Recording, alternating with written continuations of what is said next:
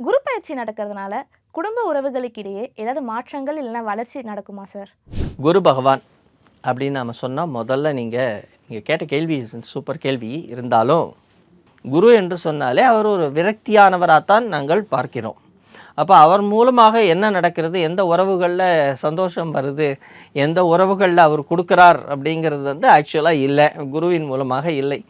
ஆனாலும் இது அந்த காலத்துலேருந்தே, அந்த காலம்னா என்ன, ஒரு 30-40 வருஷம் முன்னாடியிலேருந்து 1960-70லேருந்து தான் இப்போ இந்த ஜோசியம் ஜாதகம்லாம் அதிகமாகிடுச்சு.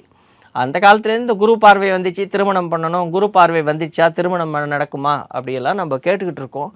இதற்கும் குருவிற்கும் பாவம் எந்த சம்மந்தமும் இல்லை. குருவினாலே விரக்தியானவர் தான். ஆனால் ஜாதக ரீதியாக குரு 7ஆம் இடம் என்று சொல்லக்கூடிய கலத்திரஸ்தானத்திற்கு சுக்கிரன் ஆரம்பமாக இருந்தாலும் அதை ஸ்ட்ராங் செய்கிறது, ஒரு ப்ராமிஸ் கொடுக்கறது அங்கே குரு.